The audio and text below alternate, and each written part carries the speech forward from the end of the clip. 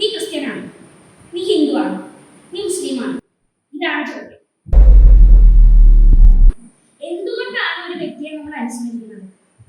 അദ്ദേഹം ചെയ്ത കർമ്മത്തിലൂടെ ഒന്ന്, അല്ലെങ്കിൽ അദ്ദേഹം എന്താണ് നമ്മുടെ ഈ ഒരു ലോകത്തിന് വേണ്ടി സംഭാവന ചെയ്തത്, അതിനായി. ഇതേപോലെ തന്നെ ഇപ്പം വാപ്പപ്പാടെ അനുസ്മരണം ഇന്ന് വെച്ചു പറഞ്ഞു, വേറെ ഒരു ദിവസമായിരുന്നു ജന്മദിനം ആഘോഷിക്കേണ്ടത്, പക്ഷേ ഇന്നാണ് അത് വെച്ചത്. എനിക്ക് തോന്നുന്നു എന്തുകൊണ്ടും ഇന്ന് വെച്ചത് വളരെ നന്നായി.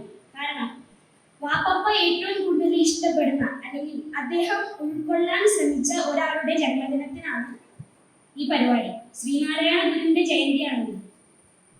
വാപ്പപ്പ ഏറ്റവും കൂടുതൽ ശ്രീനാരായണ ഗുരുവിന്റെ ആ ഒരു ആശയത്തോടാണ് ഏറ്റവും കൂടുതൽ അടുത്ത് നിൽക്കുന്നതാണ് എനിക്ക് തോന്നിയിട്ടുള്ളത്. ഇതേപോലെ തന്നെ ശ്രീനാരായണ ഗുരു, പിന്നെ ചട്ടമ്പി സ്വാമികളെ, ഇവരൊക്കെ ഉണ്ട്. ഇതേ കാലഘട്ടത്തിൽ തന്നെ വേറെ കുറെ ആൾക്കാർ ജീവിച്ചിട്ടുണ്ട്. എന്തുകൊണ്ടാണ് നമ്മൾ ഇവരെ മാത്രം സ്പെസിഫിക് ആയിട്ട് ചിന്തിക്കുന്നത് അല്ലെങ്കിൽ സ്പെസിഫിക് ആയിട്ട് ഓർത്തെടുക്കുന്നത്? എന്തുകൊണ്ടാണ്? അവർ ചെയ്ത കർമ്മത്തിന്റെ കൊണ്ടാണ്. ഇതേ കർമ്മഫലം തന്നെയാണ് നമ്മൾ 45 വർഷമായി പോകുന്നത്. 45 വർഷം മുന്നേ മരിച്ച, പിന്നെ എനിക്ക് പറയാനുള്ളത് എന്താണെന്ന് വെച്ച് കഴിഞ്ഞാല്, ഈ ഒരു ആശയം ഞാൻ എന്റെ സ്കൂളില്, ഞാൻ പൊട്ടുകുട്ടിയായിട്ട് പോകാറ്. അപ്പൊ കുട്ടികൾ ചോദിക്കും, കുട്ടികൾക്ക് നമ്മളിപ്പോ പരിചയപ്പെടാൻ പോവാണ്, ഒരു പുതിയൊരു ക്ലാസ്സാണ്, പുതിയൊരു കുട്ടികളാണ്, നമ്മൾ പരിചയപ്പെടാൻ പോകുമ്പോൾ കുട്ടികൾ ആദ്യം ചോദിക്കുന്നത് എന്താണെന്ന് വെച്ച് കഴിഞ്ഞാൽ, നീ ക്രിസ്ത്യനാണ്, നീ ഹിന്ദുവാണ്, നീ മുസ്ലിമാണ്. ഇതാണ് ചോദ്യം. ഞാൻ പലപ്പോഴും എനിക്ക് ഇഷ്ടമല്ല അങ്ങനെ ചോദിക്കുന്നത്, ഞാൻ അങ്ങനെ ചോദിക്കാറില്ല. ഞാൻ ആദ്യം പൊട്ടുകുത്തിയിട്ടാണ് പോകുന്നത്.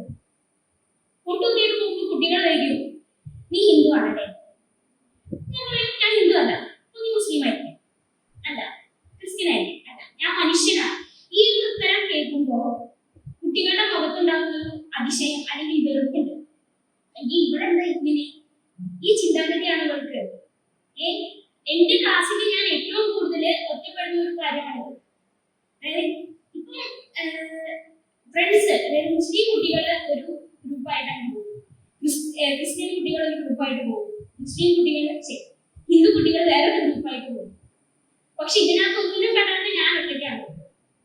അപ്പൊ എന്നോട് ടീച്ചർമാരായാലും ആരായാലും ചോദിക്കും, എല്ലാവർക്കും ഒരു അതിശയമാണ് എന്തുകൊണ്ടാണ് മതമില്ല അല്ലെങ്കിൽ ജാതി എനിക്കില്ല എന്ന് പറയുന്ന ആ ഒരു ആശയത്തിന് എന്തുകൊണ്ട് ഞാൻ സപ്പോർട്ട് ചെയ്യുന്നു എന്നുള്ളൊരു സംശയമാണ് എല്ലാവരും.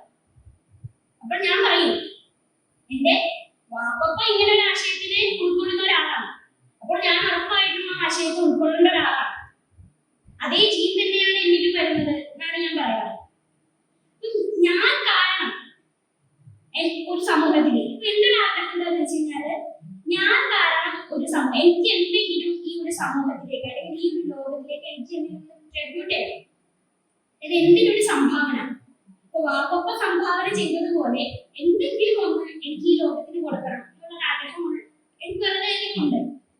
അതിന് സാധിക്കട്ടെ എന്ന് ഞാൻ ആഗ്രഹിക്കുന്നു.